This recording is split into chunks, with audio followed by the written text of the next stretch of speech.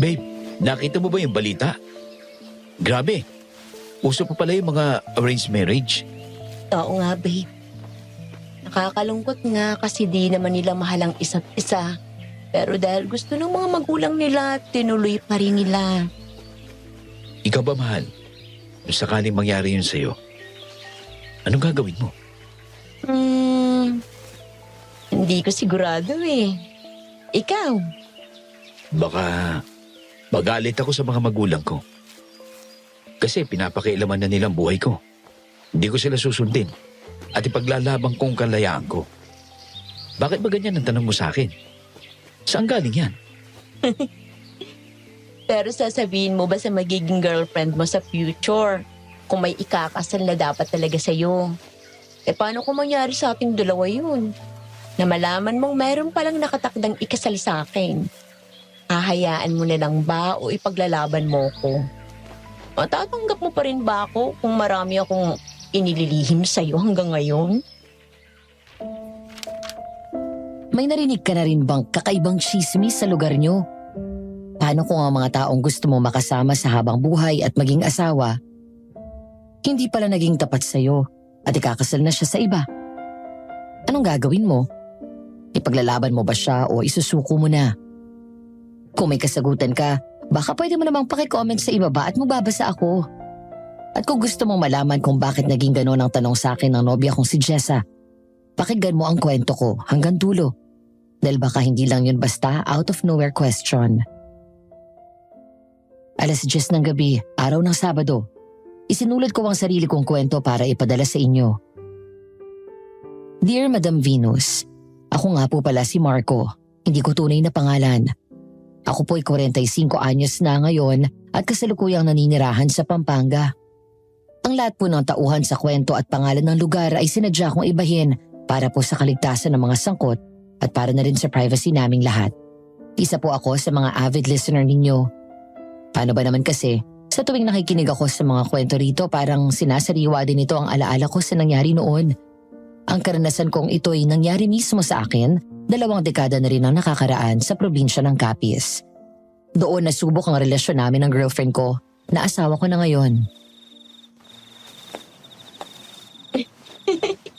Ano ba yan? Kinakabahan naman ako sa iyo eh. Teka, madapa ako. Ano pa ba? Huwag kang magalala, mahal ko. Hindi naman kita hayaang masaktan eh. Oh, angat mo ang paa mo. May hagdan dyan. Nasaan ba kasi tayo, mahal? Eh, bakit malamig? Teka. Oh. Wow! Anong... Jessa, mahal ko. Alam kong baka isipin mong napakabilis ng mga pangyayari. Pero nakikita ko na ang buhay kong kasama ka. Buhay na kasama kang tumanda. Kasama pinagmamasdan ng mga anak nating naglalaro sa bakuran. Habang buhay na pag-ibig, Jessa.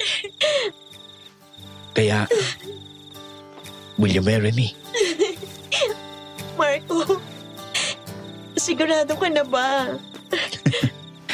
Mahal ko, ikaw lang ang pinakasigurado kong desisyon sa buhay ko. Baka pagsisihan mo. Mahal, hindi ako magpo-propose sa'yo kung pagsisisihan ko. Huwag ka mag-overthink. Dahil araw-araw kitang pipiliin. Oo, mahal. Magpapakasal ako sa iyo. Yes! Gift naman yan! Narista kayo! Mahal na mahal kita. Mahal na mahal. Gusto ko sanang makausap yung mga magulang mo para formal na hingin sa kanila yung kamay mo. Tsaka para makita ko na rin sila in person bago tayo tumulak pa Australia sa mga magulang ko. Ha? Mahal? Bakit? Mahal, alam mo naman, di ba? Malayong probinsya namin. At saka isa pa, ayos lang naman sa kanilang ikasal ako eh. Lalo pat ikaw ang mapapangasawa ko? Alam ko naman yun, mahal. Ilang beses mo nang sinabi sa akin yan. Ang sa akin lang, gusto ko maging formal ang lahat. Lalo pat hindi ko pa sila nakikita. Ni isang beses sa loob ng 2 taong magkarelasyon tayo. Samantalang ikaw, kilala ka na ng lahat ng kamag-anak ko. Mapaibang bansa o dito. Pasensya na talaga, Marco, ha? Mahirap ang buhay doon kumpara dito sa atin. Walang may-ari ng telepono dahil mahal. Matatanda na rin naman ang mga magulang ko. Hindi na nais pang pag-aralan ng pagtawag sa telepono. Bakit hindi na lang tayo umuwi sa inyo? Love, may vacation leave. Mahal, anong gagamitin nating leave kapag napunta tayo ng Australia? Kung gagamitin natin ngayon yun. At saka, ayokong mapagod ka sa biyahe. Malayo rin yun at mahirap ang buhay. Mahal, kaya ko namang tagalan lahat ng yon. Tsaka, hindi naman tayo mag-i-stay doon ng 2 weeks. 1 linggo lang siguro. Marco, pwede ba? Ah. Sinabi ko ngang hindi pwede. Hindi tayo pwede pumunta doon. Ayoko! Love, minahon ka. Hindi mo kailangan sumigaw. Nag-uusap lang tayo. Kasi ikaw eh. Sinabi ko naman kasing okay na. Ayos na para sa mga magulang ko na ikasal tayo. Hindi mo kailangan hingin ang kamay ko kasi pusa ko namang ibibigay sa'yo yun. Okay, sige. Fine. Sige, mahal. Sana maintindihan mo ko, Marco. Naiintindihan mo ko, di ba? Opo, naiintindihan kita. Hindi ko na ipipilit ang sa akin. Kumain ka na uli. Lihim na lang akong napabuntong hininga, Madam Venus, dahil sa inakto ni Jessa. Matagal na rin kaming magkarelasyon at ni isang beses hindi ko pa siya nakitang sumulat o kaya tumawag sa pamilya niya sa probinsya. Palagi niyang sinasabi sa akin na okay, o kaya naman nawala ng signal. Tinapos na namin ang aming dinner at bumalik na sa production area kung saan kami sinalubong ng mga katrabaho namin ng congratulations at maiinit na yakap. Pareho kaming sobrang saya sa nangyayari ngayon. Makalipas ang ilang oras, ay mataas na ang sikat ng araw sa labas. Magkahawak kaming lumabas ni Jessa ng building papunta sa motor namin. Sumakay ako at binuhay ang makina kasabay ng pagsuot ng helmet. Nilingon ko si Jessa nang hindi siya sumakay agad. Kumunot ang noo ko nang mapansin sa malayo siya nakatingin. Jessa, sakay ka na. Saan ka ba nakatingin? Mahal, siguro mauna ka nang umuwi sa atin. Ha? Bakit? Saan ka pupunta? Diyan lang. Sandali lang ako, ha? Mauna na ako. Saan naman kaya pupunta si Jessa? Bigla-bigla namang umalis.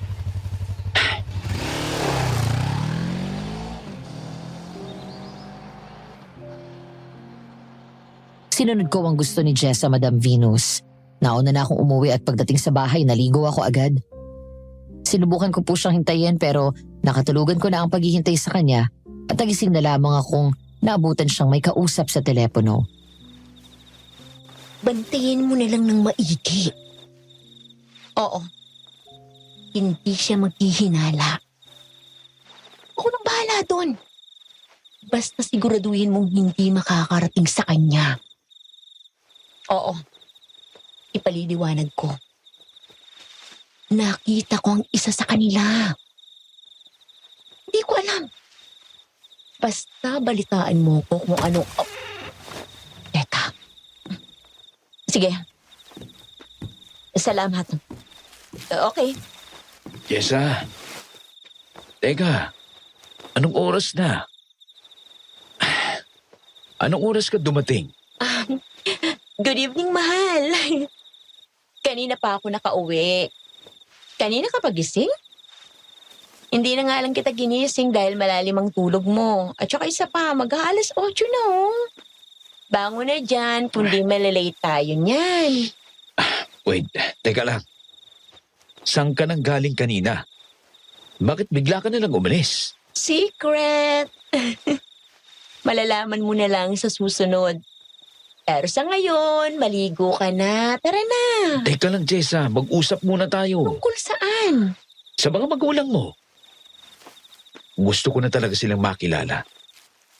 Please, mahal. Pasensya na talaga, pero malayo eh. Mas gusto kong doon na lang tayo sa mga magulang mo kasi sa kanila, mas masaya tayo. At saka, magpapakasala rin naman na tayo doon. Hindi naman parang kapag tumanggi ang mga magulang ko, mapuputol na yung relasyon natin. Pero, Please, Marco. Kahit ito lang, ibigay mo na sa akin. sige. Mabuti naman. Lika na, Marco ko. Maligo ka na at aalis na tayo. Muli akong bumuntong hilinga. Naguguluhan ako kay Jessa. Pakiramdam ko kasi may tinatago siya sa akin, Madam Venus. Kasi grabe yung pagtanggi niya na para bang may kung anong nangyari sa kanya sa probinsya nila. Tumayo ako at nagtungo na sa banyo at habang naliligo, iniisip ko ang mga susunod kong gagawin dahil gusto ko talagang makilala ang pamilya at kinalakihang lugar ni Jessa. Hanggang matapos ako sa pagligo, yun ang iniisip ko. Naisip ko na kung ayaw niyang pumunta, bakit hindi ko na lang siya surpresahin? Nang dahil doon nabuhayin ako ng loob at mabilis kong tinapos ang pagligo ko. Nagtataka pa si Jessa nang makita ako dahil parang sobrang saya ko naman daw yata. Hindi ko siya sinagot at hinalikan na lang sa labi. Ang weird mo talaga ngayon. Pero sige, hindi ko napapansinin yan. Mauna na ako sa locker room ah. Ikaw? Mauna ka na, Jessa. Ipagpapaalam ko pa kasi sa HR yung vacation natin. Papatawag ka na lang mamaya kapag may kailangang papirmahan. Okay. Pero bilisin mo ah. Baka malate ka sa pag-login. Pwede naman natin yung gawin sa lunch. Sige. Kiss ko muna. Loko ka talaga. Maraming tao. Eh ano naman? Ay, naku. Sige na nga, ito na nga.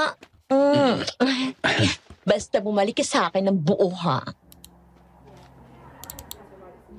Tinawanan ko lang siya at iniwan na sa tapat ng elevator, papanik sa prod area kasabay ng iba naming kasama. Samantalang ako naman naglakad papunta sa office ng HR. Nagpaalam ako tungkol sa leave naming dalawa. Tinanong lang nila kung saan kami pupunta, gaano katagal, at kung sino-sino ang kasama namin. Sinagot ko naman siya ng maayos at nagsabi na 1 linggo lang kami doon ni Jessa. Siguro dahil na rin sa kilala na kami bilang magkasintahan, pinayagan na lang akong pumirma ng vacation leave paper nito. Pagkatapos doon nagpunta naman ako sa lobby at nag-cellphone. Kalahating minuto rin ako nandun hanggang sa pumanik na ako sa prod area para magtrabaho. Mahal, ang tagal mo. Bakit ngayon ka lang? Basta mahal. Nga pala, bukas na tayo mag-start ng leave. Tapos, aalis tayo. Saan tayo pupunta? Magbabakasyon lang at lalangap ng sariwang hangin. Para naman bago tayo magpunta ng Australia, nakapag-rest ka na. Thank you so much, Marco, ha? Excited na ako. Talagang may excite ka, love. Kasi siguradong magugustuhan mo ang pupuntahan natin. I-sure mo yan, love, ha? Opo. Matapos kong sabihin sa kanya yon bumalik na kami sa pagtatrabaho, Madam Venus. Nilunod muna namin ang mga sarili namin sa pagsagot ng calls at inquiries ng aming customers. Buong shift yata ganun ang ginawa naming dalawa hanggang sa mag-uwian. Nang makauwi kami sa apartment, mabilis akong naligo at naabutan sa labas na nag-aayos na si Jessa. Oh, hindi ka ba muna matutulog, ha, mahal? Bukas pa naman ang flight natin. Pwede pa tayo mag-ayos ng gamit pagkagising. Naku, mahal. Mamaya na lang matulog kaysa mangarag tayo sa pag-ayos ng damit natin na isusuot. Ilang araw ba tayo dun? Magtitigis na ba tayo ng maleta? O magkasama ng mga damit natin? Sige. Ako na riyan, mahal. Tulungan mo na lang ako kasi hindi rin naman kita pababayaang mag-isang gumawa nito. Okay, fine. Pero huwag ka magdala ng masyadong maraming damit. Pang 1 linggo lang. Dahil 1 week lang tayo doon tapos 1 week sa Australia. Hindi na ba tayo babalik dito pagkatapos ng bakasyon natin? Diretso na tayo sa airport pa Australia? Baka umuwi tayo saglit at kumuha muna ng ilang damit. May regalo pa rin ako kina mama at nadadalhin eh. Tumango si Jessa at pinagpatuloy na ang paglalagay ng mga gamit sa maleta. Nagdesisyon kaming isang bagahe na lang ang dalhin pero malaki para sa aming dalawa. Saglit lang din kaming natulog at bumiyahe na pa airport. Pagkarating namin doon ay agad namin chinek-in ang baggage namin at nagpunta na sa gate ng aming sasakyang eroplano. Sobrang excited ni Jessa, Madam Venus. Kaya kahit papaano naawa ko at nagigilty. 2 oras po ang naging biyahe namin. Nakatulog po si Jessa kaya pupungas-pungas pa at wala pa ito sa wisyo nang lumabas kami ng airport. Hawak ko ang kamay niya habang inaalalayan siyang sumakay sa taxi. Tinuro ko kung saan kami pupunta sa driver at niyakap ng mahigpit si Jessa. Kuminto ang sinasakyan naming taxi sa may bukana ng baryo ni na Jessa. Matagal-tagal na research din ang ginawa ko para mahanap ang eksaktong lokasyon ng baryo nila dahil mahirap itong makita at maliit lang. Nagbayad ako sa driver bago pa kami bumaba ni Jessa. Naguguluhan pa siya habang nakatingin sa paligid naming puno ng berdeng kulay. Puno at mga halaman lang kasi ang mga nandito. Malubak at hindi pa sementado ang daan kaya nahirapan din kaming makadaan. Umangat ang tingin ni Jessa sa arko ng baryo nila. Akala ko isasalubungin niya ako ng yakap, Madam Venus, pero nagulat po ako nang bigla niya akong sampalin. Anong ginagawa natin dito? Ito ang surprise ko sa'yo, mahal. Sabi mo kasi, di ba, mahirap pagpunta dito. Kaya yan, ginawan ko ng paraan. Hindi ka ba happy? Ano? Nasisiraan ka na ba? Anong ginawa mo? Anong... Jessa, teka. Huminga ka ng malalim. Sandali. Nababaliw. Hindi ako... Jessa! Ay, Nag-aalalang dinaluhan ko si Jessa nang mag-umpisa itong humawak sa dibdib nito at umaktong hindi makahinga. Pinaypayan ko siyang gamit ang kamay ko at dinala sa malilim na bahagi ng kalsada. Para po bang napasama pa ang pagdala ko sa kanya rito dahil magbe-breakdown yata ito. Mahigpit na nakahawak sa braso ko si Jessa na parang doon na lang kumukuha ng lakas. Loves, sandali. Mahal, kumalma ka muna. Mahal, huminga ka ng malalim.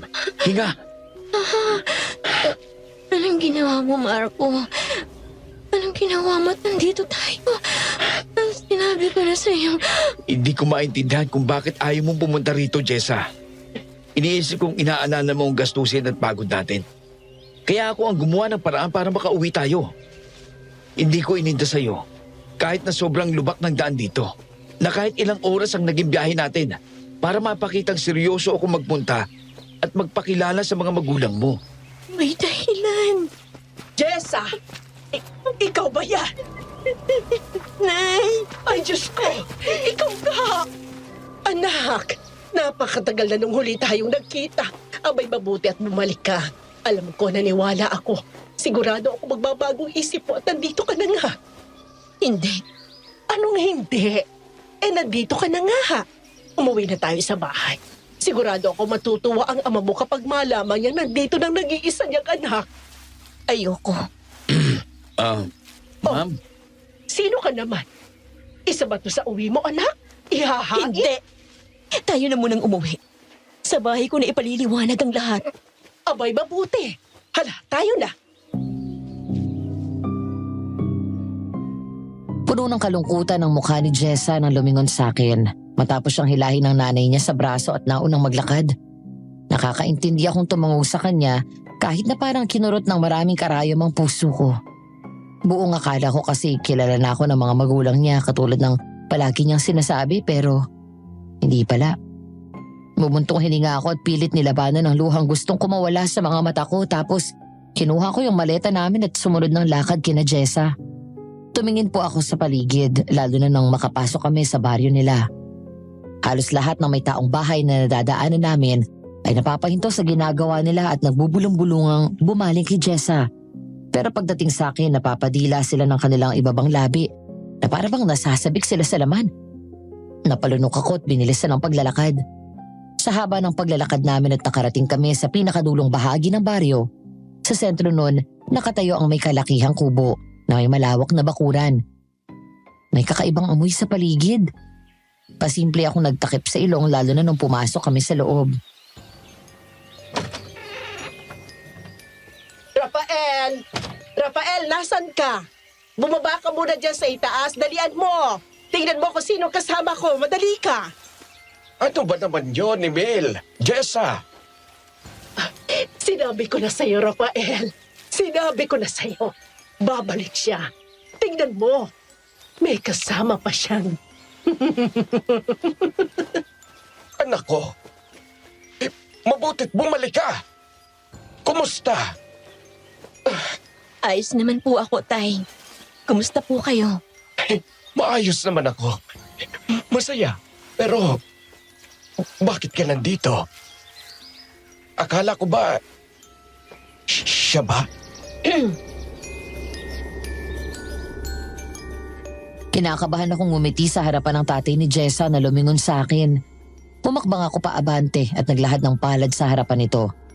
Diretsong-diretso ang tayo ko habang naghihintay na tanggapin niya ang palad ko pero malamig lang nitong tinitigan yun. Magandang araw po. Ako nga po pala si Marco. Ang mapapangasawa ni Jessa. Siya ba, Jessa? Oho. Paano mo magiging kasintahan ng lalaki niyang Jessa? Wala ka namang sinasabi sa amin may kasintahan ka sa pinuntahan mo. Kay bilis mo yatang pinalitan si Elixir? Kinagagalak po kayo makilala. Marami po akong narinig na kwento tungkol sa inyo. Pero wala po yata kayong narinig tungkol sa akin. Saka, sino po si Elixir? Ay, Jessa! Jessa! Nandiyan sa labas si Elixir. Tingnan mo. Paano niya nalamang nakauwi na ako? Abay, tatago mo ba yun?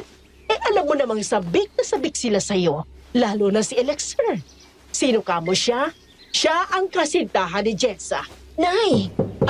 Hi, Elixir! Mabutit dumating ka. Halika, pasok. Pasok! Nandito na si Jessa. Matutuloy ng naudlot na samahan. Jessa! Nandito ka na. Bitawan mo ko! Patutuloy ng pag-iisang dibdib. Ano ba? Bitawan! Pare, bitiwan mong girlfriend ko. At sino ka naman, ha? Boyfriend lang naman ako ng babaeng niyayakap mo. Kaya kung ayaw mo magkagulo tayo, bitiwan mo siya. Marco! Siya. Tama na muna yan. Baka magkainitan kayo. Pero nababaliw ng lalaking to, pinuno. Akong kasintahan ni Jessa. Sa akin siya nakatakdang magpakasal. Pag-usapan ulit natin yan. Pero sa ngayon ay umalis ka muna, Elixir. Bukas ng umaga ka na bumalik. Pero ngayon na. Babalikan kita bukas, Jessa. At dapat wala na rito ang taong yan. Jessa, alam mo pa naman siguro ang pasikot-sikot nitong bahay natin, di ba? Dalhin mo na siya sa silid mo para makapagpahinga na kayo. Tatawagin na lang namin kayo kapag kakain na. Walang sagot si Jessa. Bagkus lumapit siya sa akin at hinawakan ako sa braso at hinila papunta sa kwartong tinutukoy ng tatay nito. Nauna akong pumasok sa loob at ito na ang nagsarado ng pinto. Binaba ko sa lapag ang bagat nilingon si Jessa. Nakasandal ito sa may pinto at nag-aalalang tumingin sa akin. Magpapaliwanag ako. Simulan mo na, Jessa. Ano yung sinabi ng nanay mo? Na hindi niya ako kilala. Sino ba yung Elixir? Akala ko ba kilala nila ako? Natanggap nila ako? Bakit? Kasi Marco, Kasi ano? hindi. Hindi naging maayos ang huling pagkikita namin ng mga magulang ko. Nilayasan ko sila. Kaya ayaw kong bumalik dito. Tapos, hindi nila alam na may boyfriend ako kasi nga hindi na kami nag-uusap. Ano? Sino yung madalas mong kausap sa telepono? Bakit? Bakit pinagmumukha mo akong tanga? Ang akala ko, Marco, makinig ka naman sa akin. Sino si Elixir? Kababata ko siya. Pinagkasundo kami ng mga magulang namin. Kaya ako umalis. Kaya ako tumakas kasi hindi ko gustong magpakasal sa kanya. Ayoko makulong sa isang kasal na walang pag-ibig. So kung mahal ninyo ang isa't isa, hindi ka aalis. Ha? Jessa, pwede mong sabihin sa akin, sana naging honest ka na lang. Dahil maintindihan ko naman, hindi yung nagsinungaling ka pa sa akin. Marco, sorry. Sorry. Natatakot kasi ako sa magiging reaksyon mo. Hindi ko gustong masira yung tingin mo sa akin. Perfect ako. Halika nga rito. Shh. Tana. Sorry na, huwag ka nang umiyak. Iintindihin kita. Naiintindihan kita. Ayoko talagang magsinungaling, Marco, pero kailangan. Jessa. Tumahang ka na. Tama na. Sunod-sunod ang naging pagtulo ng luha ni Jessa, kaya mabilis ko siyang hinila at niyakap ng mahigpit. Nakulong ang hagulgol nito sa aking dibdib. Masakit man po sa akin na mapagsinungalingan ng taong mahal ko. Mas masakit pang makitang umiiyak ang babaeng mahal ko. Hinalikan ko ang tuktok ng ulo niya, Madam Venus. Marami pong tanong ang tumatakbo sa isip ko ng mga sandaling yon pero isinantabi ko na lang muna. Marco, Okay lang, Jessa. Magpahinga ka na. saan ka pupunta? Sa labas lang.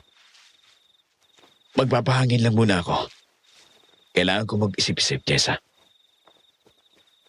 Kasi masakit talaga itong nangyari sa akin. Yung kasinungalingan. Kaya lalabas muna ako. Mag-iisip lang ako. Pero, Huwag ka nang tumutol. Magpahinga ka na rito. mahal, ako nilagang lalabas. Kakausapin ko rin ng mga magulang ko. Sigurado ka? Oo. Imbis na magpumalit na lumabas ay tumanguna lang ako sa kanya. Malungkot ang mga mata niya nang iwan ako. Pagkasarado niya ng pinto ay pabagsak akong umupo sa papag at napasabon sa mukha ko. Sobrang bigat sa pakiramdam, Madam Venus. Kasinungalingan lang pala lahat ng sinabi ni Jessa. Pinagmukha niya akong tanga. Masakit. Sobra dahil nagtiwala ako. Pakiramdam ko hindi ko nakilala yung babaeng kaharap ko. Sumasakit ang ulo ko kaya pinili kong mahiga na lang muna at ipikit ang mga mata ko. Hindi ko na malayang dinala na pala ako ng dilya, Madam Venus. Nang muli ko kasing idilat ang mga mata ko ay nakauna na sa braso ko si Jessa at nakayakap. Marahan akong humiwalay sa kanya at bumangon. Inabot ko ang kumot sa gilid at ikinumot sa girlfriend ko. Malamig kasi ang simoy ng hangin pumapasok sa bintana. Tumayo ako at naglakad papunta sa may bintana at tumingin sa paligid. Para lang magulat sa makitang kulay pulang mga mata sa dilim. At napaatras ako.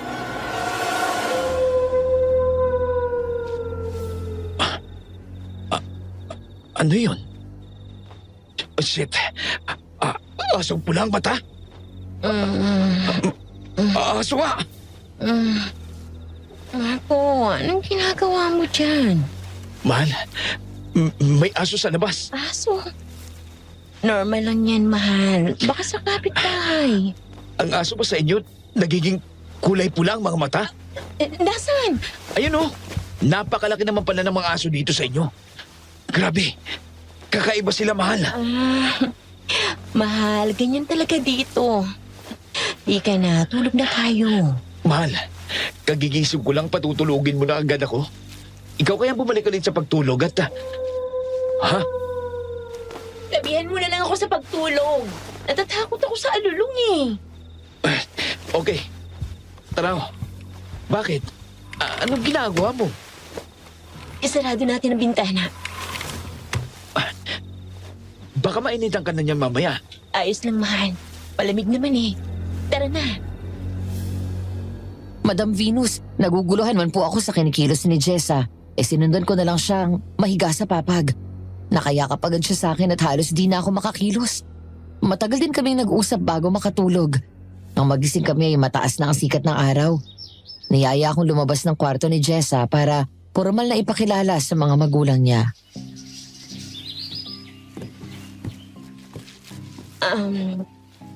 Nay, Tay, si Marco nga po pala, ang boyfriend at makakasalan ko.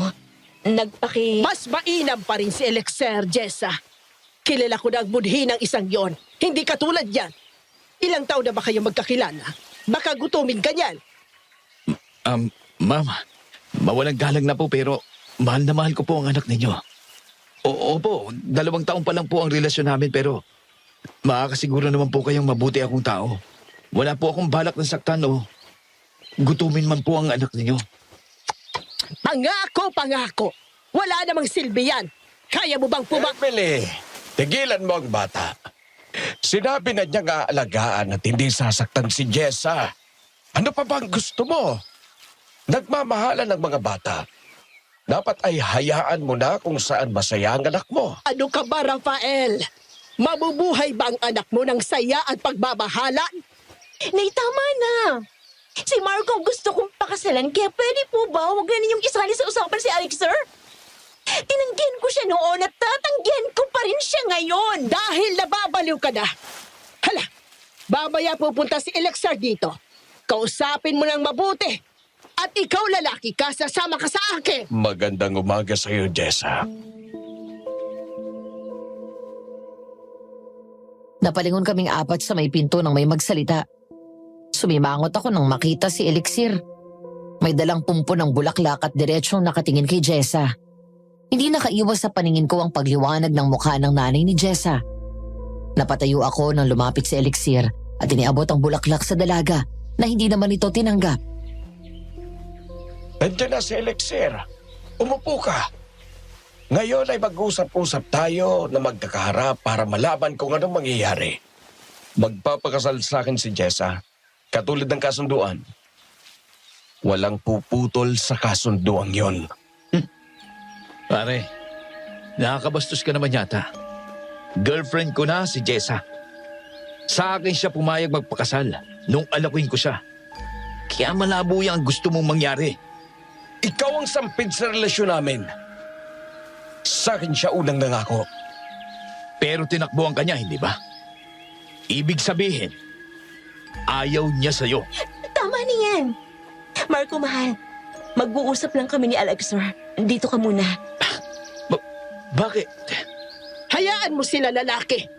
Ikaw, maiwan ka rito at may iuutos ako sa'yo. Naipon sa loob ko ang sama ng loob, Madam Venus. Kitang-kita ko kasi ang disgusto sa akin ng nanay ni Jessa na para bang langit ang dalaga at ako'y hamak na pobre lamang. Kaya kung tutuusin, kayang-kaya kong buhayin si Jessa at ang magiging anak namin. Naiilang akong sumunod sa nanay ni Jessa papunta sa likod bahay. Diretso itong tumayo sa harapan ko at tinuro ang gubat. Kinabahan naman ako dahil sa unahan lang makikita ang itsura sa loob. Habang palayo kasi ng palayo, dumidilim din ito. Wala na tayong panggatong. Manguha ka muna sa gubat. Gaano po karami? Basta, marami. Wag na wag kang babalik na hindi ka nakakakuha ng kasya hanggang mamayang gabing lutuan. Hala, sige, umpisahan mo na. Ano ba naman to? Pagsubok pa to, Lord.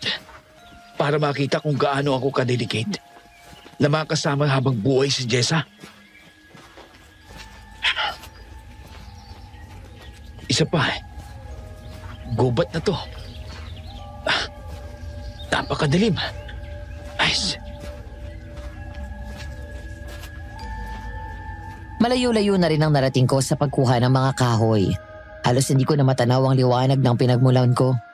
Huminga ako ng malalim at pinurot ang mga nalaglag na sanga sa lupa.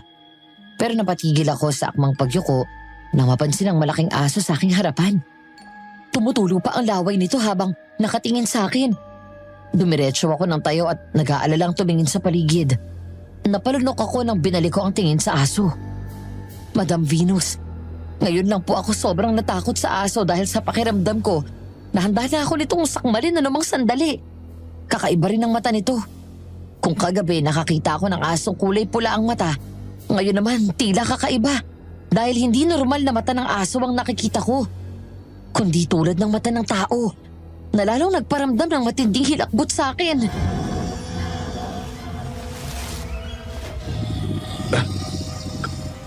Good mo naman yung asong yan, di ba? Ha? Uy, huwag kang lalapit! Diyan ka lang! Marco, anong ginagawa mo? Kanina pa kita hinahanap. Mahal, huwag kang lumapit! Yung aso! Aso?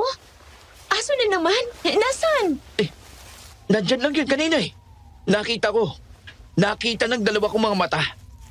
Natakot ka ako kasi parang lalapain niya ako. Ganun ba? Okay, sige. Bumalik na tayo. Kulang pa ba itong mga dala kong kahoy? Baka magalit yung nanay mo kapag nakita ka konti lang mga dala kong kahoy. Mahal, merong imbak na kahoy sa bahay. Marami yun at kakasya hanggang sa susunod na buwan. Ha? Ang sabi... Ayaw talaga sa akin ng nanay mo, no? O sinusubok na lang ako para makita kung gaano itatagal ko pagdating sa'yo. Marco, patawad sa pagsisinungaling ko. Hindi ko alam na ganitong magiging reaksyon nila sa'yo. Kaya pala ayaw mo bumalik dito. Nakakapagsisi. Pero ako rin lang naman ang may kasalanan. Ako ang nagdala sa atin dito. Pero hindi ko iiyakan yung ginagawa sa akin ng nanay mo. Hindi ako panghihinaan ng loob. Mas lalo kong ipapakita sa kanya na mahal kita. I love you, Jessa. Mahal na mahal kita. Sobra-sobra. Mahal na mahal din kita. Huwag kang mag-alala. Kakausapin ko si nanay na maging mabait siya sa magiging manugang niya. Balik na tayo. Opo. Pero pupulutin ko muna itong nakuha ko. Baka may masabi sa akin eh. Hindi ko na muna siya tinanong sa kung ano ang pinag-usapan nila ni Elixir dahil alam kong sasabihin naman niya sa akin yon. Pagdating namin sa bahay ay sumalubong sa amin ang nanay ni Jessa na nakasimangot pa rin sa akin. Pinakita ko sa kanya ang mga nakuha kong kahoy pero inirapan niya lang ako. Inilingan ko siya at naglakad papunta sa may lalagyan ng kahoy sa gilid. Napakarami nga pong ipon na kahoy doon.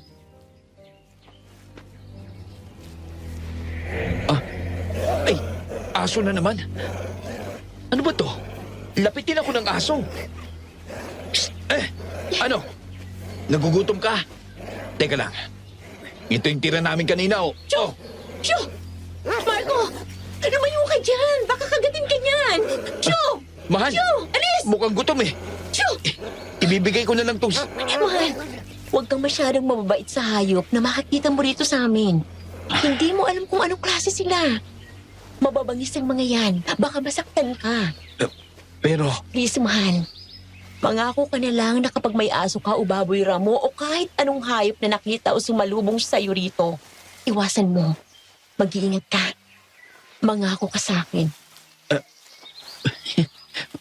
pangako. Salamat, mahal. Tara sa loob. Umalis na si Alex, sir. Kausapin na ulit natin ang mga magulang ko tungkol sa kasalanan. Jessa! Halika. Sumama ka sa akin. Pupunta tayo ng bundok para makakuha ng karne. Pero, Sumama ka na sa nanay mo, mahal. Nandito lang naman ako. Tutulong na lang ako sa tatay mo para may mapagkaabalan ako. sigurado ka? Oo na. Sige na. Tumingkayad si Jessa para halikan ako sa pisngi. Niyakap niya ako na mahigpit bago sumunod paalis sa nanay niya. Tumingin ako sa kapitbahay nila Jessa at napaatras sa gulat nang makitang masama ang tingin nito sa akin habang tumutulo ang laway. Kinilabutan ako, Madam Venus. Kaya naman mabilis akong tumalikod at akmang papasok sa loob ng bahay nang bigla akong tumama sa matigas na bagay. Umatras ako at tumingala para makita kung sino yon. Umalis ka na rito. Ang ex na hindi makamove on. Nagkausap na rin ko ni Jessa. Pinapalayo ka na niya.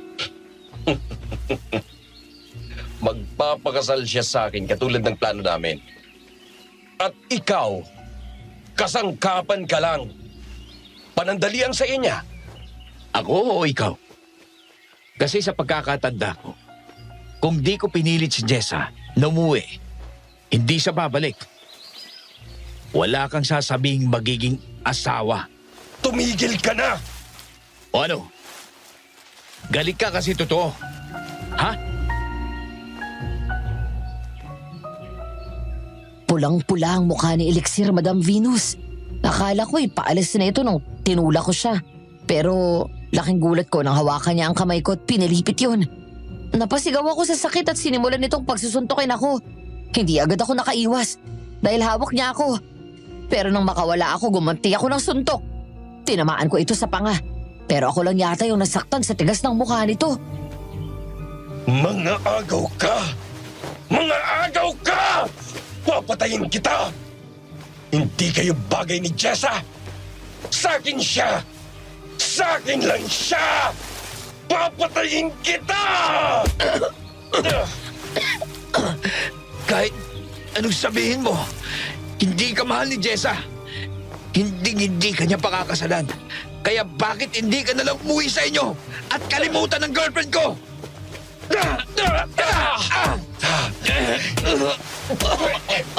Matatanggap mo pa kaya siya kapag nalaman mo ang totoo? Totoo. Anong hindi ko alam? Ano pang hindi ko alam? Anong ginagawa ninyong dalawa?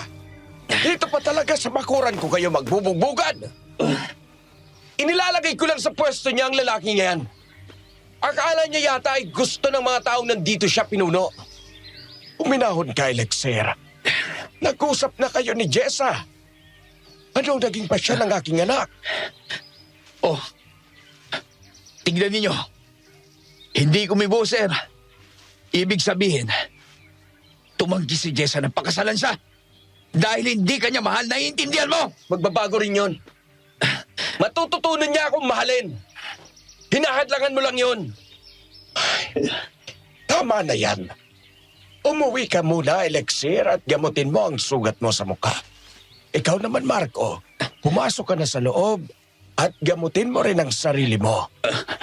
Mag-uusap tayo pagdating ni na Jessa at Emily. Simula nito, nang dumating ka ay nagkanta leche-leche ang lahat. Nay, tumigil ka na po. Huwag mong pagsalita ng ganyan si Marco. Katulad ng sinabi ko kay Elixir, hindi ako magpapakasal sa kanino man bukod kay Marco. Nahihibang ka na. Nababaliw ka na talaga. Aalis na po kami. Nagmagandang loob lang si Marco nang bumalik dito para formal na hingiin ang kamay ko sa inyo. Bilang pagpapakita niya ng respeto. Pero kung babastusin niyo rin siya ng ganito, ay aalis na kami. Nagawa naman namin yung dapat namin gawin dito. Nakapagsabi na rin kami sa inyo, Nay. Hindi ako pumapayag. Hindi ako papayag na magpakasal kayo. Tumigil ka, Emily.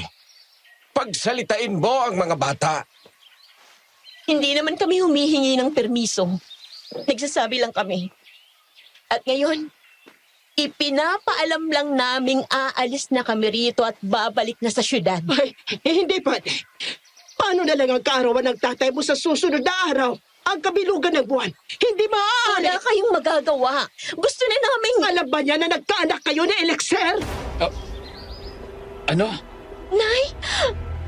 Emily! Para akong sinabugan ng bomba sa tenga, Madam Venus, nang marinig ko ang binitawang salita ni Aling Emily. Gulantang akong nakatingin sa matanda at bumalik kay Jessa na nababasa na ang mukha dahil sa luha. Sinubukan niyang abutin ako pero mabilis akong tumayo at lumayo sa kanya. Naguguluhan akong tumingin sa mag-asawa. Si Mang Rafael na seryoso ang tingin sa akin at si Aling Emily na nakangisi. Oo. Nabuntis ni Elixir si Jessa. Kaya sila pinagkasundong ikasal. Kaya pinipilit pa rin namin ngayon. Tama na! Totoo ba? Marco, magpapaliwanag ako. Tinatanong kita, Jessa. Totoo bang nagkaanak kayo? Nabuntis ka niya? Oo. Nababaliw na ako. Malapit na yata akong mabaliw. Ano pang tinatago mo sa akin? Ha?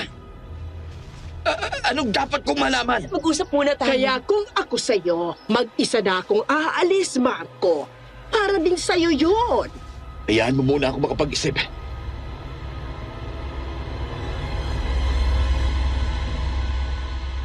Naguguluhan akong tumingin sa kanila, Madam Venus. Hindi ko kalaing may mas ititindi pa pala ang pagtatraidor sa akin. Nangihina akong napahawak sa pader at naiiyak na tumingin kay Jessa. Matulin akong tumakbo palabas ng kanilang bahay papunta sa hindi ko alam kung saan. Dire-diretso lang ako at halos walang pakialam sa paligid. Hinihingal akong nakarating sa bungad kung saan may maliit na tindahan. Bumili ako ng maraming bote ng alak at nilunod ang sarili ko doon.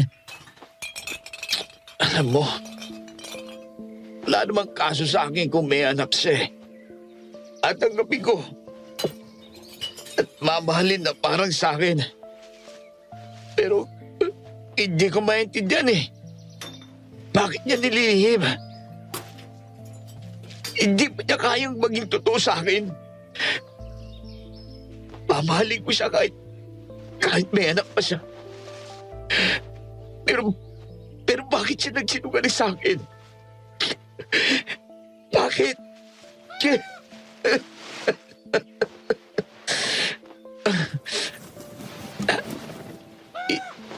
Ay, ibon pala.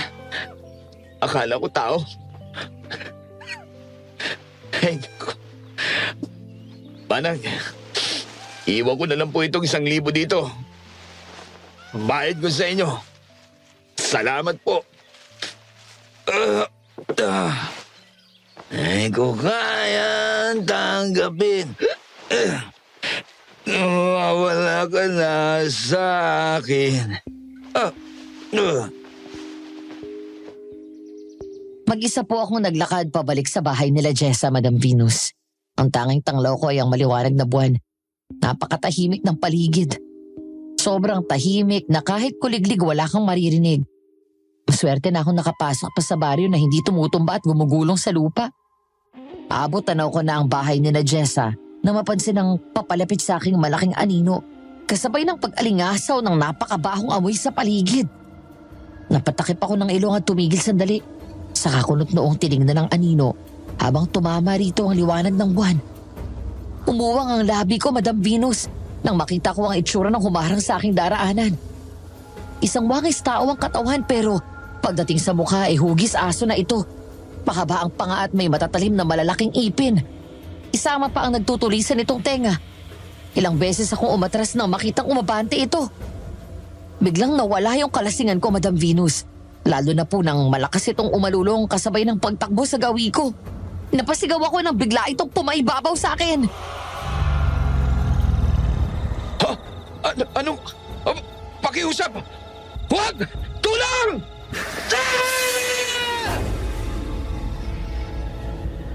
Napaiyak ako sa sakit ng bumaon sa tiyan ko ang mahaba at matalim nitong kuko.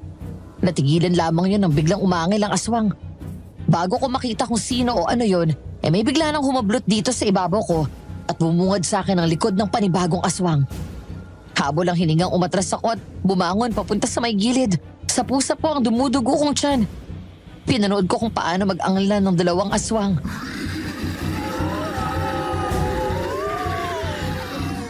Hindi po ako makapaniwala sa nakita kong yun. 2 aswang ang magkaharap. Hindi sumagot ang aswang na pumaibabaw sa akin, Madam Venus. Bagkus sumugod ito at umatake. Nakailag ang pangalawang aswang at mabilis ang naging kilos nito. Lumundag at pumatong sa balikat ang naunang aswang, saka hinawakan sa leeg at pinilipit yung bigla. Napaatras ako nang bumaba sa akin ang mata ng aswang na nagtaas sa baba pa ang dibdib. Nanlaki ang mga mata ko nang walang buhay nitong binitawan ng aswang at naglakad palapit sa akin. Hanggang ang kaninang maitim na balat ay napalitan ng normal na kulay ng tao. Ang kalbo nitong ulo nagkaroon ng mahabang buhok. Bago umawang ang labi ko nang makita kung sino yun. Mahal, ayos ka na. Ano? Marco! Aswang ka! Aswang ka! At sino yan? Ang kapitbahay ninyo. Yung lalaking kalbo. Marco, huminahon ka muna. Kumalma ka. Paano ko kakalma? Gusto akong patayin ng kapitbahay ninyo. Tapos, malalaman kong aswang ka? Ano pa? Ano pang hindi mo sinasabi sa akin? Wala na. Eto na yun. Kaya ayokong umuwi rito, Marco. Kaya ayokong bumalik kasi gusto ko lang kalimutan kung ano man ang nakaraan ko. Ayokong maging aswang. Hindi ko pinili ito. Pero paano ko sasabihin sa'yo? Baka isipin mong baliw ako at iwanan mo na ako. Sa tingin mo, hindi kita iiwan dahil sa nalaman ko? Halimo kayo! Papatayin niyo ako! Hindi. Ayoko!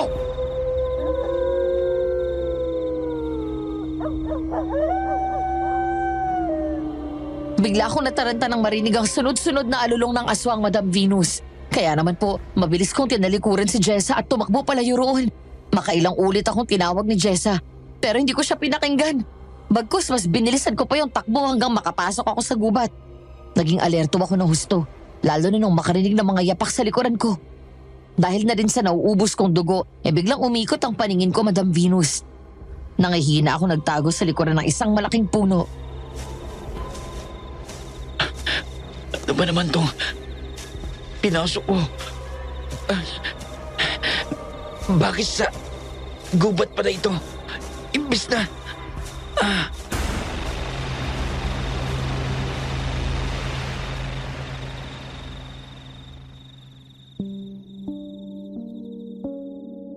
Marahan akong lumakad papalayo roon.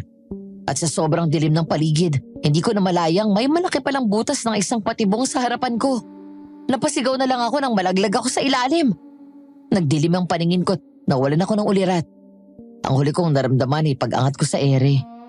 Kunin ang ibon ang una kong narinig nang unti-unti ko nang iminulat ang mata ko.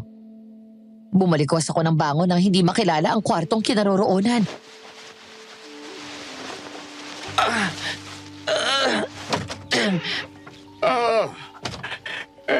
Gising ka na pala. Kumusta ang pakiramdam mo? Huwag ka nga palang magaslaw gumalaw dahil baka bumukay ang sugat mo. Sino ka? At nasan ako? Ako si Jose. Pwede mo kong tawaging Mang Jose. Dito kita dinala sa bahay ko. Nang makita kita, kagabi na walang malay at duguan, nahulog ka sa isa sa mga patibong ko sa baboy ramo. Paswerte ka at wala akong inilagay na matulis na panusok doon. Diyos ko. Kailangan ko na makaalis dito. Aswang ang mga taga rito. Gusto nila akong patayin. O baka pati kainin. Ay, iho. Kumalma ka muna, iho. Huwag kang maggagagalaw. Makakasama sa iyo. Pero, kailangan ko na umalis. Kayo din. Baka patayin kayo ng mga aswang. Baka hinahanap nila tayo at...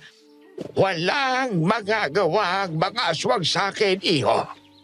At kahit subukan nila, ay hindi naman sila mananalo sa akin. Dahil kaya kong protektahan ang sarili ko. Ano pong ibig niyong sabihin? Isa akong albularyo, iho. Sa akin lumalapit ang mga tao. Kapag may, Alam ko na po kung anong albularyo, Mang Jose. Pero kilala mo ang mga aswang na nakatira dito? Bakit di ka pa umaalis? bakit ako aalis? Kung may mga tao roon na may gustong makaalis, may mga umihingi ng tulong na makaalis sa buhay aswang nila. Makaalis? Oo. Ano bang akala mo?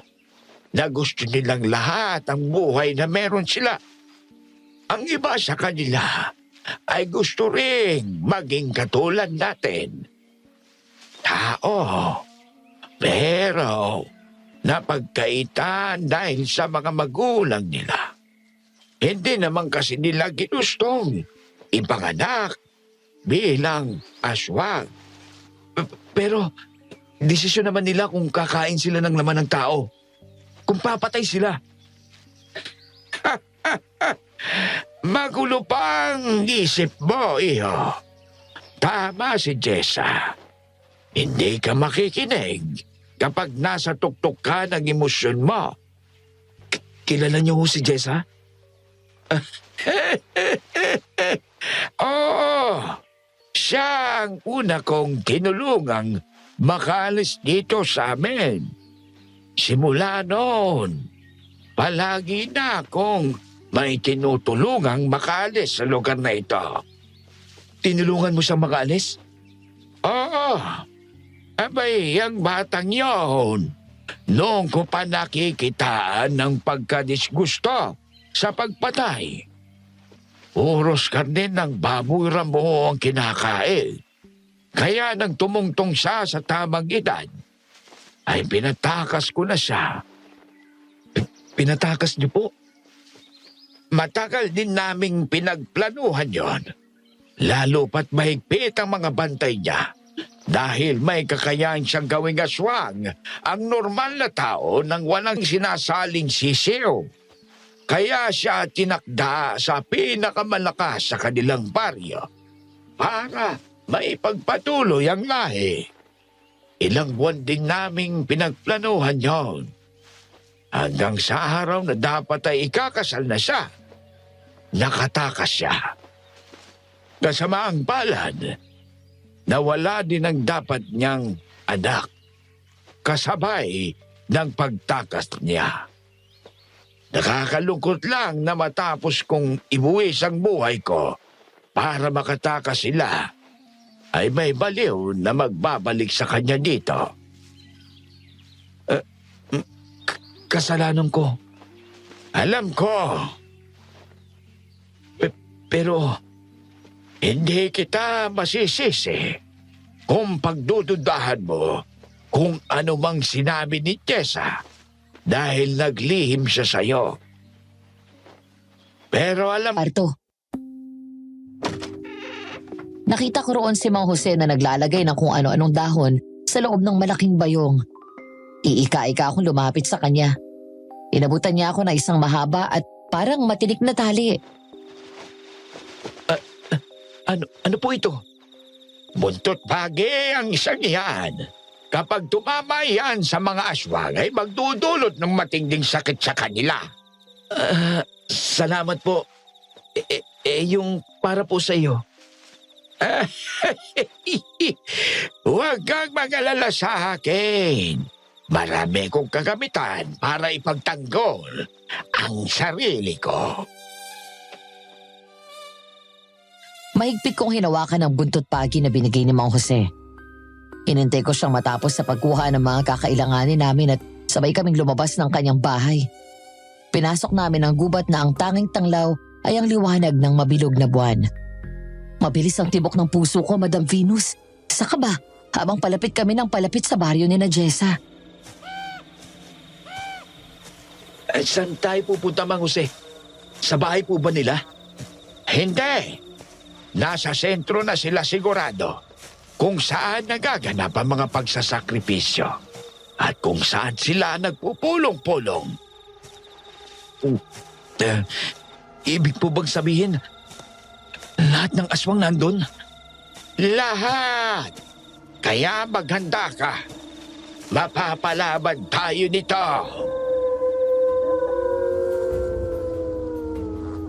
Mariin akong lumunok nang makarating kami sa gitna ng baryo. Nakatago sa likod ng malalaking puno. Kitang-kita ko ang mga aswang na nakaupo sa may gitna ng lugar na pabilog. Meron ding malaking apoy sa gitna na parang sinasayawan nila. Pero nasa may stage ang tatay ni Jessa, ang dalaga mismo at si Elixir. Nakasuot sila ng kakaibang damit.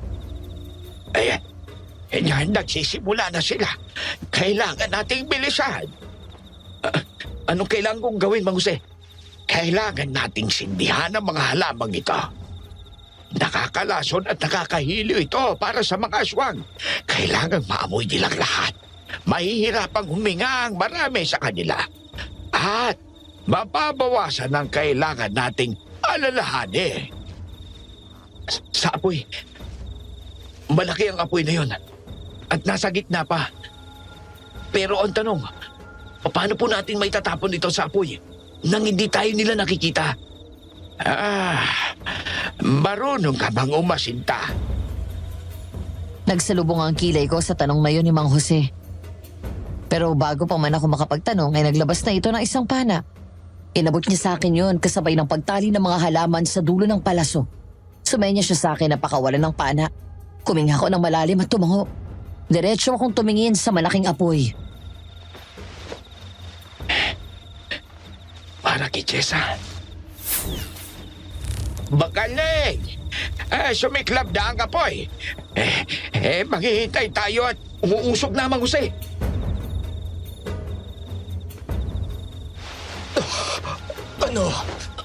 Anong nangyayari? Sino nagpasiklab ng tawi-tawi? Albularyo, siya ang may gawa nito. Liban mo muna ang kasal.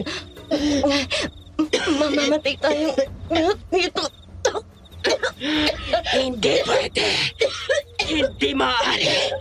Gagawa na naman ito ng parwisyong albularyo na yun.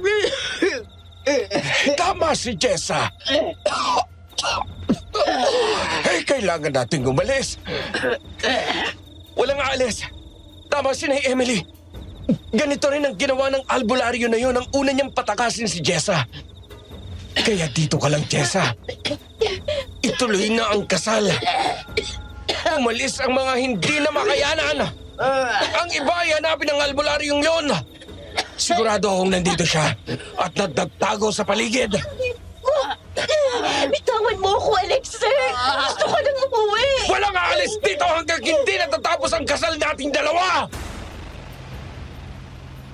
Nang sobrang kapal na ng usok ay lumabas na kami sa pinagtataguan namin, Madam Venus. Lumingon ako sa paligid. Karamihan sa mga aswang ay nakahandusay na sa lupa. Kinakabahan ako ng matindi pero mas pinili kong magpakatatag. Dahil para sa aming dalawa to ni Jessa. Para sa kalayaan niya. Nilingon ko si Mang Jose. Mahigpit na ang hawak sa kanyang itak. Tumango siya, kaya hinanda ko na ang sarili ko. At nakita ko ang marahas na paglingon ni Elixir sa gawi ko nang sumigaw ako. Sinabi ng bitiwan mo siya! Ikaw! Wala ka na halos kasamahan, Rafael. Ibigay mo na sa amin si Jessa at itigil na ang kasalang ito. Wala nang iba pang kailangang madamay. Kung hindi ka napatay ni Julio, ako ang papatay sa'yo! Ihagis mo sa kanya ang lana, Marco! Mabilis kong sinunod ang utos ni Mang Jose. Kinuha ko ang bote ng lana sa aking bulsa at hinagis sa nanay ni Jessa. Nabasag ito sa balat ni Aling Emily, kaya itong malakas na sumigaw sa sakit.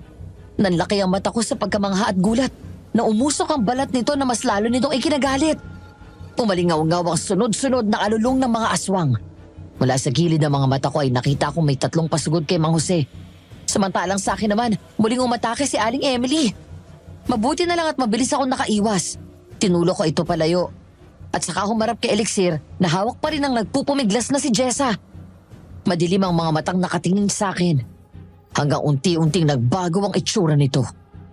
Padabog na itong tinulak si Jessa palapit sa ama nito, saka tumalon papunta sa akin. Malakas niya akong inangilan, Madam Venus. Pero hindi po ako nagpasindak. Dahil kaya ko pong ipaglaban ang pagmamahal ko kay Jessa. Kinuha ko at hinawakan mahigpit ang buntot paging binigay sa akin ni Mang Jose. Mamatay ka rito at kakainin namin ng asawa ko ang puso mo. Ipapakain kita sa mga kabaryo ko. Itatapon ang bangkay mo sa bayan para maging tanda na sa akin lang si Jessa. Kapag ayaw ng babae, hindi dapat pinipilit. Yan ang natutunan ko. Kaya't kung ayaw magpakasal sa'yo, huwag mo nang ipilit. Marco, mag-iingat ka! Napalingon ako kay Jessa at hindi napansing maliksing sumugod sa akin si Elixir. At sinipa ako sa dibdib na hindi ko naiwasan. Tumumba ako sa lupa at napaigik nang pumaibabaw ito sa akin at kinagat ang leeg ko. Napasigaw ako sa sakit at pinilit kong umiwas. Kinapa ako ang lupa at ang may makuhang bato ay pinukpok ko yon sa ulo ni Elixir. Napalayo ito sa akin kaya inipon ko lahat ng lakas ko at tinulak paalis sa ibabaw ko si Elixir. Mabilis na bumangon at tinampas dito ang buntot paagi. Umilingaw ang marahas nitong alulong kasabay ng pag-usok ng balat nito. Napahawak ako sa leeg ko na rumaragasa ang pag-agos ng dugo. Ramdam ko ang mas tumitinding galit nito sa akin. Sa sumunod nitong atake, kamunti ka na niyang makalmot ang dibdib ko pero mabilis ako nakaiwas. Umatras ako para sana tumakbo at makaisip ng mas magandang plano nang biglang may malakas na puwersang lumampas sa likuran ko. Kaya ako napaluhod. Nang lumingon ako ay si Aling Emily. Nakangisi ito sa akin at kinakalmot ang likuran ko. Napaigik ako ng sipain akong muli ni Elixir kaya ako napaluhod. Dapat ay umalis ka na lang! Mamamatay ka sa kamay ko! Marco, bitawan niyo na siya! Pagkawalan mo ako! Itay! Kahit anong mangyari, makakaalis dito si Jessa! Hindi nyo na siya ulit makikita! Ikaw ang hindi na makakakita sa kanya! Itinaas ko ang buntot paagi para hampasin si Elixir. Pero maagap na hawakan ni Aling Emily ang kamay ko at binali yun. Malakas akong sumigaw sa sakit. Hindi ko na namalayang umiiyak na pala ako, Madam Venus. Pakiramdam ko, yun na ang katapusan ng buhay ko. Pumwesto sila sa likod at harapan ko, Madam Venus. Itinaas nila ang kanilang mga kamay. Handa na ako't hinihintay ang pagdapo ng matatalim nilang mga kuko sa katawan ko, Madam Venus. Pero nagulat ako nang walang maramdamang ibang bagong sakit. Nakarinig na lang po ako na parang may nabiyak na katawan. Dumilat ako at umuwang ang labi na makitang may nakatagos na kabaong may hawak na puso sa harapan ni Elixir. Lumalabas ang dugo sa bibig nito at gulat ang mga mata. Dapat pinalis niyo na lang kami! Anong ginagawa mo, Jessa? Jessa! Lumayo ka sa bata, Emily! Huwag mong hayaang pati ikaw ay matulad kay Elixir! Jose, huwag mong sasaktan si Emily. Pakiusap. Napatay niyo na si Elixir at ibang kabaryo ko. Jessa, sorry. Patawarin mo ako, mahal. Sorry. Okay lang. Ayos ang lahat, Marco. Ang importante, bumalik ka. Akala ko wala ka na. Mahal na mahal kita, Jessa. Kahit ano ka pa. Hindi ko po kailangan pero sasabihin ko pa rin sa inyo kung bakit kami nandito ay dahil para formal na hingin ang kamay ni Jessa sa inyo. May basbas ninyo o wala. Pakakasalan ko siya at itatrato ko na parang reyna. Hindi ko kayo bibigyan ng basbas! Wala kang kwenta, Jessa! Tandaan mong araw na to! Dahil ngayong araw ka mawawala ng magulang! Tapos na ang kaibagang ito. Hindi mo alam ang sinasabi mo, Emily. Isa ka pang albularyo ka! Papatayin kita! Papatayin!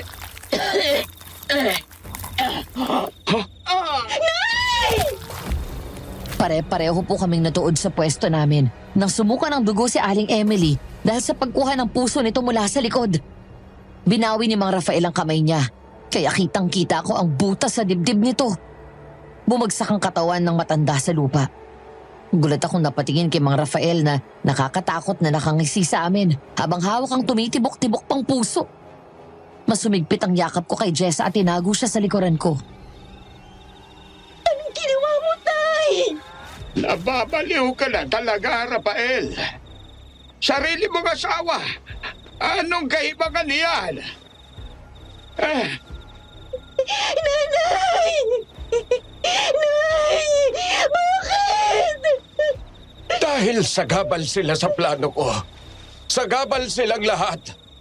Kasama ng lalaking yan. Hindi ko na kayang magpigil at umarting mabait. Sapat na ang unang beses kitang pinakawalan, Jessa. Ngayon ay hindi na. Anong ibig mo sabihin? Anong plano? Espesyal ang anak ko, Marco. Kaya niyang paramihin ang lahi namin.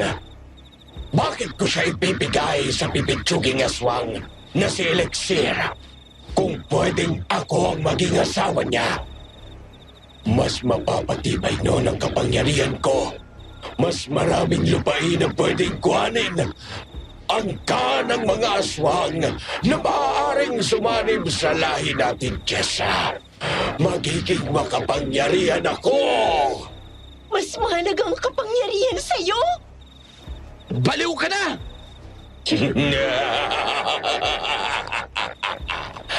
Matagal na! Ngayon, ibigay mo sa akin si Jessa at makakaalis ka na rito nang hindi nagagalusan. Wala nang hahabol sa inyo. Dahil kapag hindi niyo siya ibinigay sa akin, sisiguraduhin ko magiging mahirap ang kamatayan ninyo! Ha! Kung akala mong ibibigay ko si Jessa, sa baliw na katulad mo ay nagkakamali ka!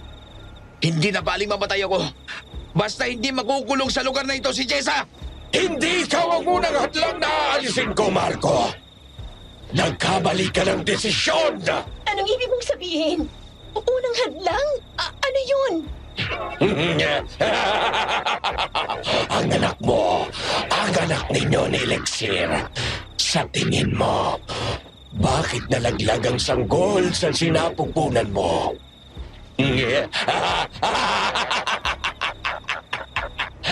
Dahil sa akin, unti-unti kong inigop ang enerhiya ng bata.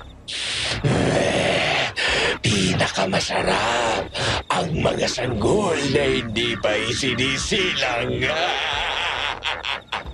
Walang hiya ka! Paano mo nagawa sa akin to? Tay! Bakit? Sariling laman at dugo mo! Kapangyarihan, Jessa. Kapangyarihan. At ikaw ang magiging susi nun. Takbo! Kasabay ng malakas na pagsigaw ni Mang Jose ay ang pagtakbo ni Mang Rafael sa gawin namin. Malakas nitong tinahapik si Mang Jose na lumipad sa ere at tumama sa malaking puno. Nag-aalala akong tumingin sa walang mali na matanda bago mabilis na kumilos at hinila paalis si Jessa. Pero parang isang kidlat na nasa harapan na agad namin si Mang Rafael. Nasaan yung aswang na ito? Mas malaki kumpara sa ibang aswang na nakalaban namin ni Mang Jose. Si Mang Rafael ay may malalaking pakpak. Tinago ko sa likuran ko si Jessa at hinagisan ng asin si Mang Rafael na lumutang sa ere para makaiwas. Hawak-hawak ko ang kamay ni Jessa at hindi inaalis ang mata sa aswang sa harapan namin. Kinakabahan ako dahil mas malakas ang tatay ni Jessa kay Elixir. Baka dito kami matuluyan. Jessa, tumakbo ka na papunta sa gubat. Magtago ka ron. Kailangan kong balikan si Mang Jose. Baka patayin siya ng tatay mo. Ayoko! Hindi kita iiwan! Tutulungan na lang Jessa, kita! wag na. Mas kailangan magiligtas ka. Hindi! Magkasama natin itong tatapusin. Tayong dalawa hanggang sa dulo. Tayong dalawa hanggang sa uli. Anong magiging plano natin? Paano natin siya papatayin? Maghiwalay tayo. Kukuhanin ko ang atensyon niya. Tapos ikaw, puntahan mo si Mang Jose. Alam niya kung paano matatalo si tatay. Kailangan natin ng tulong niya. Dahil sa ganitong anyo ni tatay, hindi natin siya matatalo ng tayong dalawa lang. Okay. Mag-iingat ka. Oo, ikaw rin. Mahal na mahal kita. Mas mahal kita. Marahan akong lumingon kay Jessa. Kitang-kita ko naman sa mga mata nito ang pagkadesidido. Kaya naman wala akong nagawa kundi ang tumango. Tipid naming initaan ang isa't isa bago hinarap ang ama nito. Naghiwalay kami ni Jessa, Madam Venus. Tumakbo ito sa kabila at ako naman sa kaliwa. Pagkatapos ipinulot ko ang nalaglag kong sandata. Hinanap ng mata ko si Mang Jose at lumapit ako sa kanya. Lumuhod sa lupa at ginising ito. Mang Jose! Mang Jose, gumising ka! Kailangan na natin makalis dito. Tayo na! Marco! Sa puso. Sa puso, kailangan mamatay siya. Po? Sa puso mo asintahin ng tawi-tawi. Kailangan niyang mamatay. Mamamatay. Agad siya. Mang Jose! Mang Jose! Inalog ko ang katawan ng matanda nang mawalan ulit ito ng malay. Sa pag-aalala ko ay dinikit ko ang tenga ko sa dibdib nito. Kahit papano nakahinga ako ng maluwag nang marinig ang tibok ng puso nito. Lumingon ako kay Jessa na ngayon ay pilit kumakawala sa kanyang ama. Tumayo ako at kinuha ang buntot pagi ko. Pagkatapos ay ang paan na nadala namin kanina kasama na ang bungkos ng tawi-tawi. Dinurog ko ang dahon sa palad ko at pinahid ang pinagkatasan sa dulo ng palaso. Pagkatapos ito tumakbo ako palapit kina Jessa. Nang makita ko ni Mang Rafael ay agad itong lumutang sa ere kasama si Jessa na hawak-hawak nito sa leeg. Tinaas ko sa ere ang pana ko at tinutok sa kanya. Bitiwan mo siya! Huwag mong gawin to, Mang Rafael! At anong gagawin mo sa akin, bata? Wala kang binatbat sa aking lakas. Dito ka na matatapos at magsisimula ako ng panibagong baryo. Mas malalakas na aswang.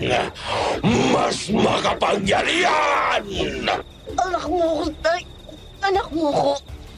Bakit mo ginagawa sa akin to? Isa itong kasalanan. Huwag mo siya saktan! Kung hindi lang din ako ang makikinabang kay Jessa, ay papatayin ko na lang siya. Sapat na ang minsang naging mabuti ako. Inalaya ko siya. Pero ibinalik mo siya rito, Marco. Ikaw ang may kasalanan ng lahat ng ito. Magkahalong guilt at galit ang naramdaman ko, Madam Venus. Dahil totoo naman ang sinabi nito. Kaya nga gusto kong makaalis si Jessa dito dahil hindi niya ginustong bumalik. Mas lalo lamang ako nagalit nang magawang saktan at sugatan ni Mang Rafael si Jessa sa tiyan gamit ang libre nitong kamay. Kitang-kita ko kung paano inilapit ng matandang aswang ang kamay at dinilaan ng matatalim na kukong nababalutan ng dugo ni Jessa. Binaba ko ang palaso at tinaas ang kamay kong may hawak na buntot paagi. Wala nang ibang laman ng utak ko ng mga sandaling yon, kundi ay ang matapos na sana itong nangyayari. Sana matapos na ang lahat at makauwi na kami ni Jessa. Hinampas ko sa ere ang buntot pagi sa gawin ng paanan ng tatay ni Jessa at pumulupot sa bukong-bukong ng aswang ang pagi. Malakas akong inangilan ng aswang. Umuusok na ang paa nito pero hinila ko lang ito pababa. Nabitawan nito si Jessa na bumagsak sa ibabaw ng katawan ng isang aswang. Pagkatapos ay tiningnan ko si Mang Rafael na bumagsak sa lupa. Sumugod ako sa kanya at pilit pinapatama ang buntot pagi. Pero mabilis niyang iniiwasan ng mga opensa ko.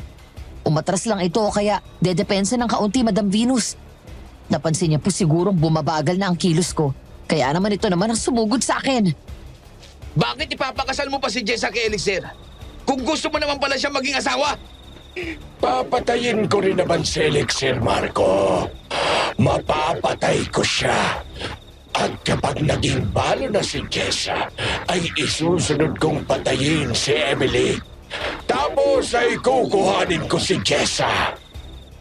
Napagtanto kong mas lalawak ang nasasakupan at kapangyarihan ko kung nasa akin siya.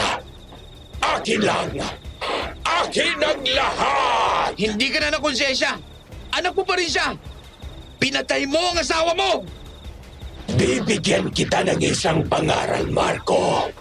Kung gusto mong magtagal sa mundong ito, ay handa ka dapat magsakripisyo ng malaki para sa nakakabuti. Isa pa, matagal ko nang gustong patayin ang walang iyang babaeng yon. Puro utos. Wala namang alam sa pagkontrol. Umatras ako at pilit sinasalag ang mga kalmot nito, Madam Venus. Kahit pa yung mga pagkakatagpong sinusubukan niya akong kagatin, pilit kong iniiwas ang katawan ko. Hindi ko napansin ang bangkay sa likuran ko, kaya naman ang malakaran ko ito ay napasigaw ako at napaupo. Kasabay nun na yung paglipad ni Mang Rafael sa likuran ko. Mahigpit niya akong hinawakan sa leeg. Nagsimula po akong kapusin ang hininga, Madam Venus. Pinagahampas ko ang braso nito ng buntot pagi, ngunit hindi siya natinag. Nanlaki ang mga mata ko nang maramdamang halos madugo na rin ang leeg ko sa higpit ng pagkakahawak nito sa akin. Magpaalam ka na sa mundong ibabaw, Marco. Para sa anak ko to! At sa lahat ng ginawa mong kasamaan! Nakita ko si Jessa na nakatayo sa likuran ni Mang Rafael. Hawak-hawak ang palasong nilagyan ko ng lason. Nakatutok sa dibdib nito ang palaso. Nakausli ang dulo ng palaso sa harapan ng dibdib nito. Tanda kung gaano kalalim ang pagkakatusok na ginawa nito. Nabitawan niya ako. Gumapang ako pa atras habang umuubo-ubo. Nakita ko ang pagtakbo ni Mang Jose sa gawin namin. Hawak ang itak nito at nakatutok kay Mang Rafael. Mabilis lumapit sa akin si Jessa at mahigpit na yumakap. Parehas nagtataas baba ang mga dibdib namin.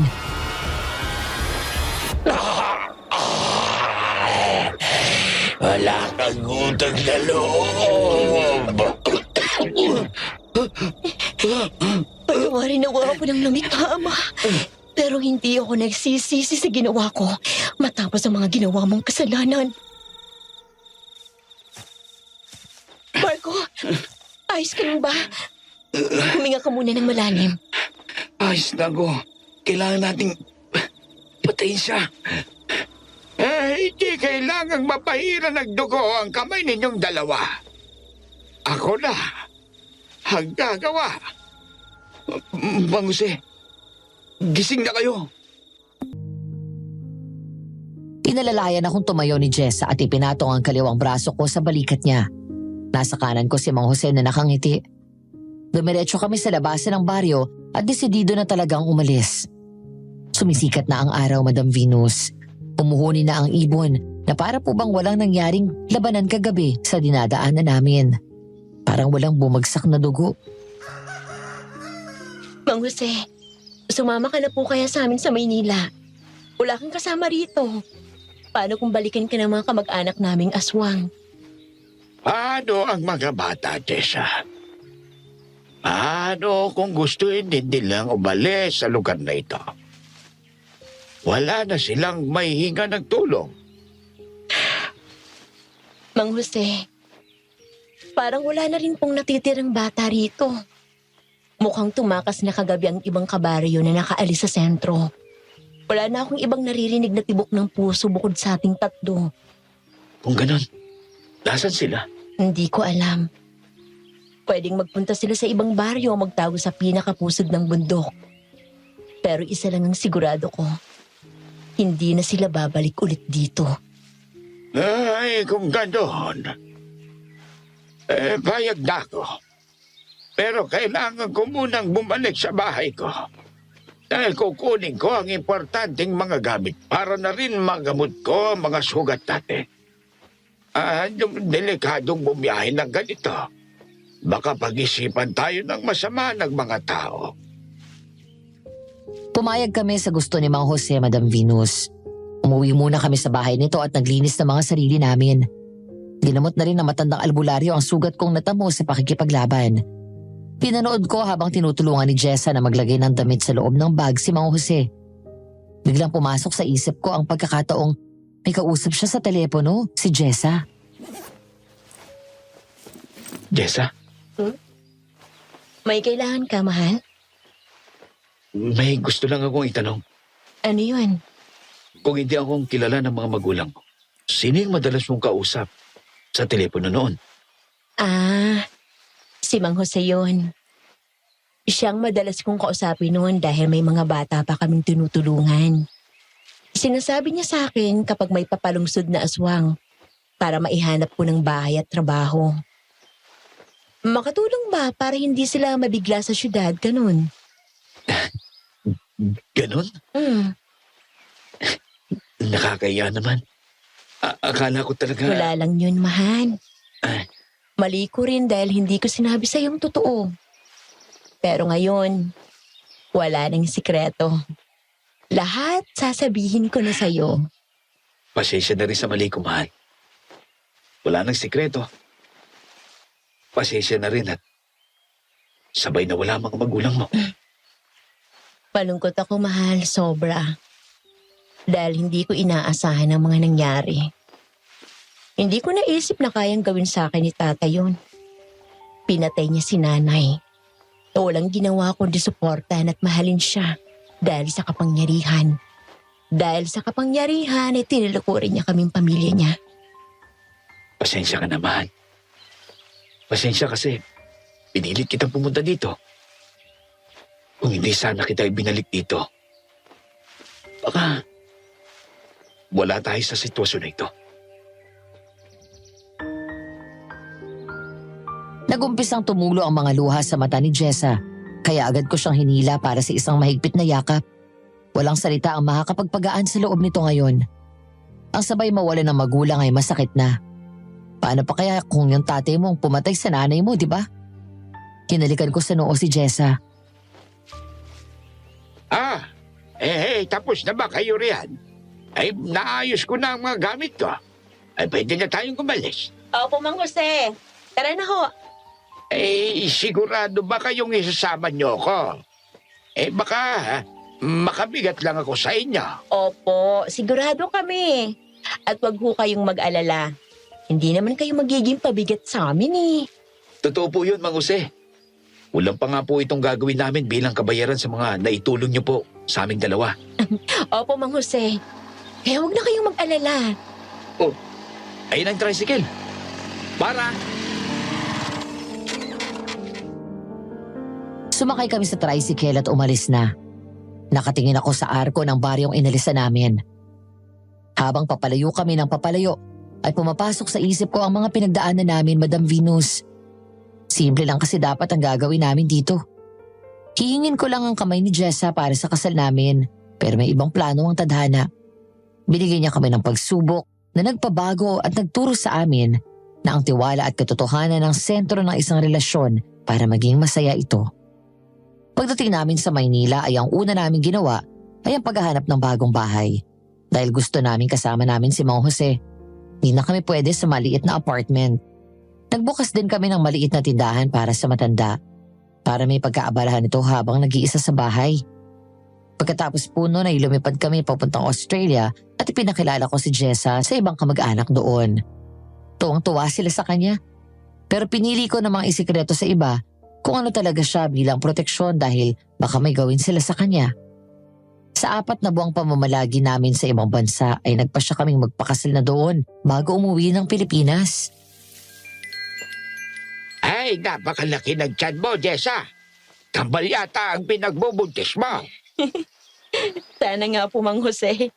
Hindi pa po kasi kami nagpapa-check up ni Marco. Gusto naming masurpresa kapag nanganak na ako. May pangalan na ba kayo para sa kanila? Meron na po. Sina Felicity at Miguel. Aba, napakagandang pangalan. Mahal! Andito na ako! Hindi po ako makapaniwala, Madam Venus, kung paano kami napatatag ng pangyayaring yon sa probinsya ni na Jessa. Hindi naman po perfect ang relasyon namin. Nag-aaway pa rin po kami. Pero hindi namin hinahayaang matulog kami na may samaan ng loob. Pinapairal na po sa amin ang relasyon namin, ang kapatawaran at mas pinangingibabaw ang pagmamahal sa isa't isa. Minsan po nakikita ko pa rin umiiyak si Jessa dahil namimiss na raw niya ang kanyang mga magulang. Pero kaagad din naman yung nawawala dahil may dahilan ng bawat pangyayari. Sabi nga po niya sa akin na every action has its own consequences at yun daw ang consequence ng ginawa ng tatay nito. Opo, hanggang ngayon binabangungot pa rin ako ng nakaraan. May mga gabing nananaginip akong hinahabol pa rin ako ng mga aswang at napapatay. Pero sa pagdilat ko po, palagi yung nawawala dahil kay Jessa. Binibigyan niya ng liwanag ang buhay ko, Madam Venus. Ngayon po payapa kaming naninirahan sa binili naming bahay kasama ang 3 naming anak. Si Mang Jose ay 10 taon nang namayapa pero hindi po namin makakalimutan ang mga bili niya sa amin noon. At hanggang dito na lang po ang istorya ko, Madam Venus. Maraming salamat po sa pagpili at pagbabasa kung sakali mang mabunot ninyo. Sana po ay magustuhan nila at makapulutan ng aral ang nangyari sa amin ng asawa ko. Mag-ingat po kayong lahat palagi, lalo na sa panahon natin ngayon. Gumagalang, Marco. Marco, maraming salamat sa pagbabahagi ng istorya ninyo ng asawa mo. Napaka-roller coaster nang nangyari at natutuwa akong malaman na nalagpasan niyo yun. Kung nakikinig man kayo, Marco, pakiyakap na lang din si Jessa para sa akin dahil napakalakas niya. Matapos ang lahat ng pinagdaanan ninyo, deserve niyo ang kapayapaang meron kayo ngayon. Sa mga avid listeners, sana katulad din ng Marco at Jessa, ilagay natin sa sentro nating mga relasyon ang honesty at trust dahil yun ang pinaka-importanting sangkap sa isang relasyon. Huwag sana tayong magsinungaling sa mga mahal natin sa buhay dahil mas magaan kung wala tayong lihim sa isa't isa. Mahigpit na yakap para sa lahat at sana nagustuhan ninyo ang ating kwento ngayon. Hanggang sa susunod na kwento, maraming salamat.